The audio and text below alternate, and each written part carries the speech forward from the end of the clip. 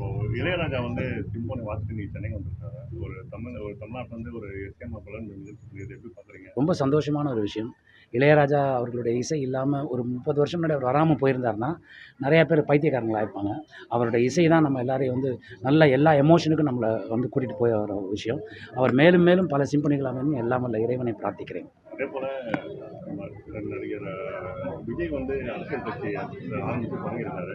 நிறைய அரசியல் கட்சி தலைவர்கள் வந்திருக்காங்க. அதுக்கப்புறம் காணாம போயிருக்காங்க. விஜயோட இந்த அரசியல் வருகையை நீங்க எப்படி பார்க்குறீங்க? அது அரசியலும் சினிமாவும் பொது விஷயம் சார். இதில் யார் வேணா வரலாம், யார் வேணா பண்ணலாம்.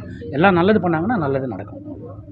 இப்போ லாஸ்ட் கேள்வி தான். இப்போ தமிழ் சினிமாவில் வந்து பார்த்தீங்கன்னா கதைக்களம் கொண்ட கதைகள் வந்து ரொம்ப முக்கியத்துவம் கொடுக்கப்படுறதில்ல, நடிக்கிறதுக்கு தான் முக்கியத்துவம் கொடுக்கப்படுது. கேரளாவை கம்பேர் பண்ணும்போது தமிழ்நாட்டில் வந்து கதை தேர்வு வந்து ரொம்ப குறைவாக இருக்கிற மாதிரி சொல்லப்படுது. அதுவும் கேரளா படங்கள் வந்து பார்த்தீங்கன்னா பட்ஜெட் கம்மியாக இருக்குது, ஆனால் வெற்றி அதிகமாக இருக்குது. தமிழ் படம் எடுக்கிற போது பட்ஜெட் அதிகமான பட்ஜெட்டுக்கான எதிர்பார்ப்பு வந்து இருக்க மாட்டேங்குது. அது சார் ஆக்சுவலாக இந்த வாரம் அந்த படங்கள் நீங்கள் பார்க்கலன்னு நினைக்கிறேன்.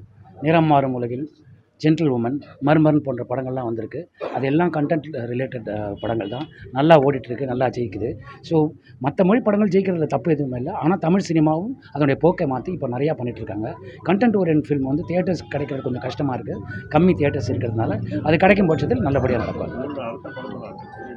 சூர்யா 45ல் நடிக்கிறார். ஆர்ஜே பாலாஜி அவங்க டைரக்ட் பண்ணுறாங்க. அந்த இதயம் முரளின்னு ஒரு படம் நடிச்சிட்ருக்கு.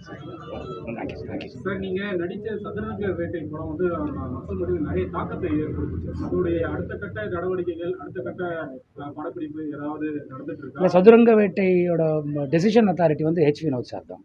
அவர் தான் வந்து டிசைட் பண்ணணும். இப்போ அவர் தொடர்ந்து படங்கள் டைரக்ட் பண்ணுறதுனால அது வந்து எனக்கு தெரிஞ்சு கூடிய சீக்கிரம் வந்து அதோட ஃப்ரான்ச்சைஸ் ஸ்டார்ட் ஆகிடும்னு நினைக்கிறேன். இப்போ நடிக்கிற விஜய் சார் இப்போ லாஸ்ட்டாக ஒரு படம் நடிச்சிட்டு இருக்காரு. அதில் நீங்கள் ஏதாவது நடிக்கிறதுக்கு ஏதாவது சான்சஸ்? இல்லை சார். அதில் உங்களோட அடுத்த ப்ராஜெக்ட் என்ன போயிட்டு இருக்கு? இப்போ சூர்யா 45 போயிட்டுருக்கு சார். இதயம் முரளின்னு ஒரு படம் போயிட்டுருக்கு சார். அதர்வா அவங்க. சரி, இப்போ நீங்களும் ஒரு நடிகர், விஜய் ஒரு நடிகராக இருக்காரு.